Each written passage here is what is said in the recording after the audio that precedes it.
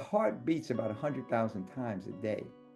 It's pumping life through your body, and it's taking the nutrients to the cells, taking the toxins away from the cell. It's a very, very important traffic. So that heart is very important in managing that transportation system. With one of the most overlooked heart healers, and that's capital R, capital E, capital S, capital T. Rest, quality sleep. You know, all of these activities during the waking hours are what are called catabolic activities. You're tearing down the system. All of your anabolic activities happen during the rest cycle.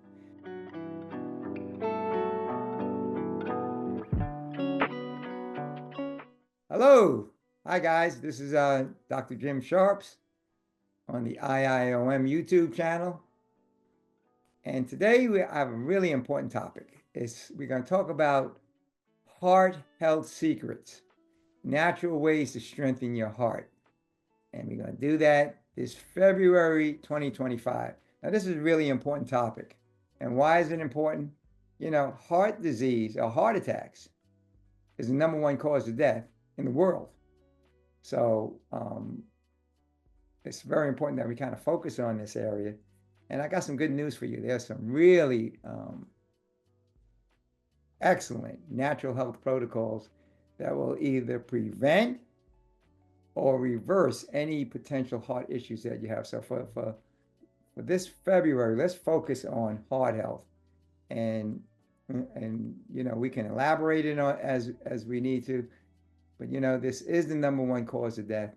So that's what we want to focus on to death. So why does it matter so much? You know, your heart beats about 100,000 times a day. It's pumping life through your body, and it's taking the nutrients to the cells, taking the toxins away from the cell. It's a very, very important traffic. So that heart is very important in managing that transportation system. You know, stress, poor diet, a lack of movement, what I like to call a violation of the natural laws of health, will weaken your heart. But you know, what I want to focus on is turning to medications, which has its side effects, etc. Some very, very harmful, causing other issues.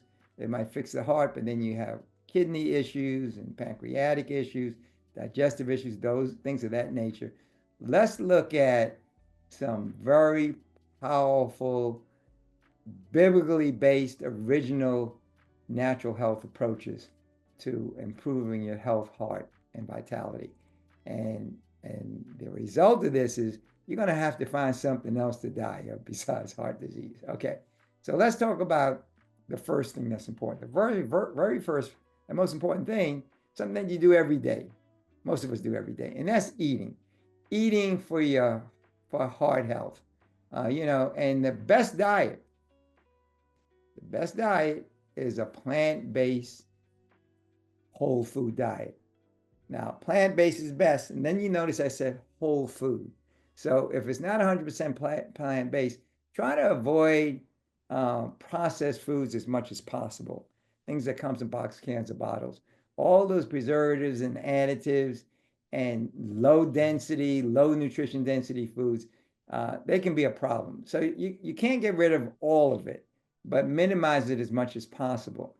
But fruits, vegetables, nuts, seeds, and grains, that's going to be the best. And if you're going to eat meat, what I recommend is try to limit it as much as possible, like no more than 2 to 3 times a week. Now, the younger you are, the healthier you are, the more liberties you can take. But you don't want to be a heavy meat-oriented diet. And don't worry about protein. You can easily satisfy your proteins with 100% plant-based diet. All the studies showed, etc. And I will share with you that the longest living and strongest animals on this planet are all vegetarians.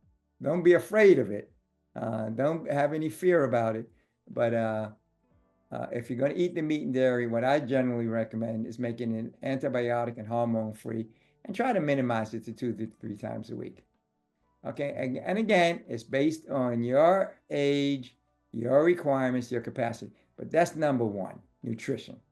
Uh, Another thing is kind of related to nutrition, but let's talk a little bit about salt and sugar. Those, especially processed sugars, refined sugars, and you want to avoid those artificial sugars as much as possible. But salt, in particular, uh, is a major contribution to compromising the functional integrity of the heart. And so you want to avoid things like sea salt, Himalayan salt.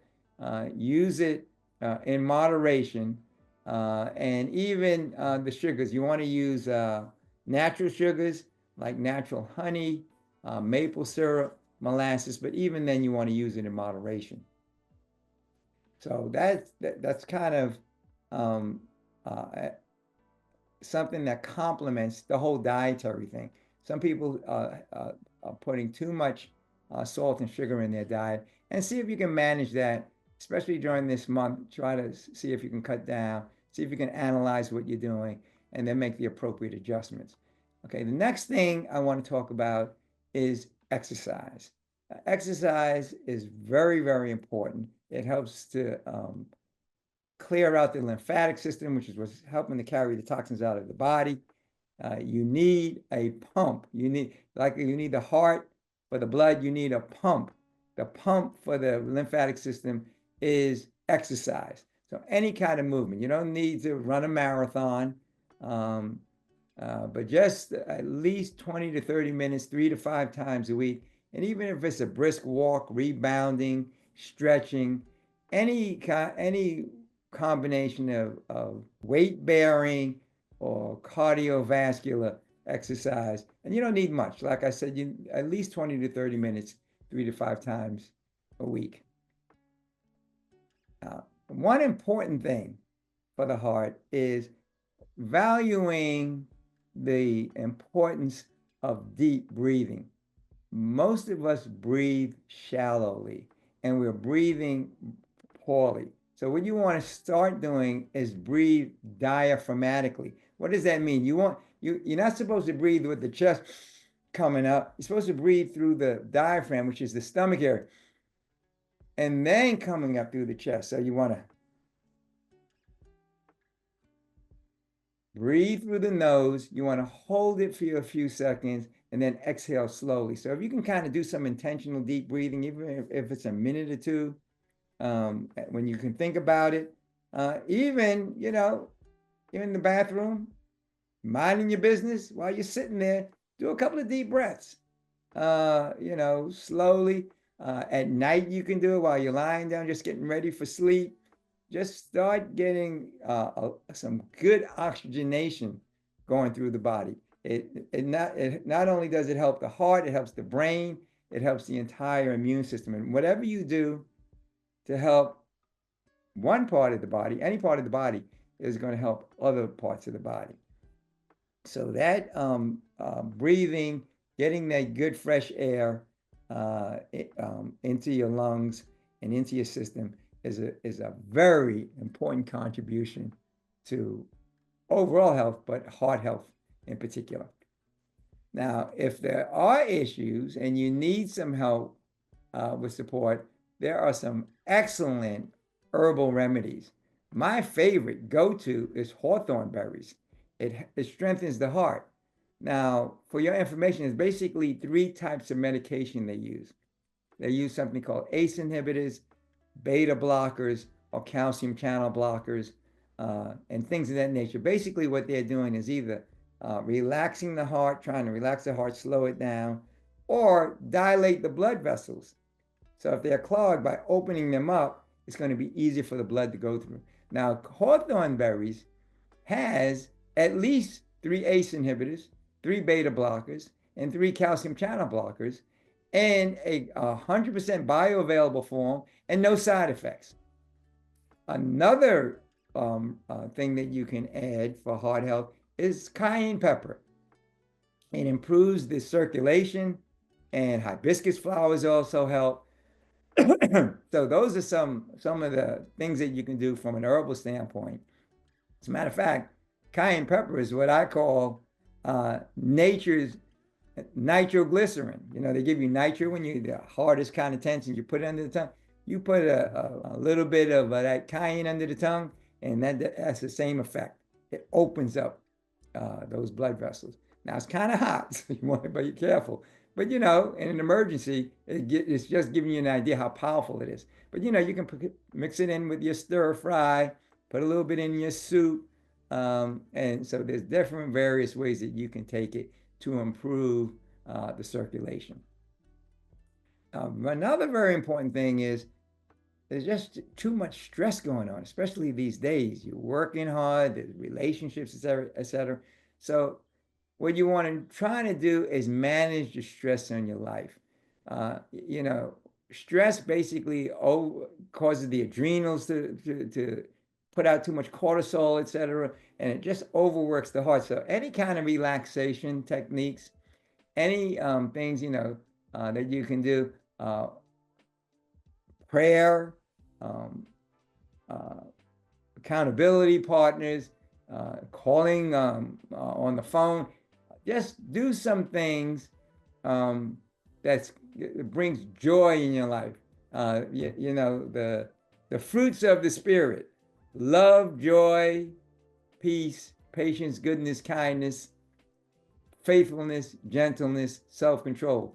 The fruits of the spirit. So anything that's going to kind of help with your with the stress in your life, prayer, meditation, um, relaxation, and you know, even that, you know, you can integrate it in with your exercise, with your deep breathing.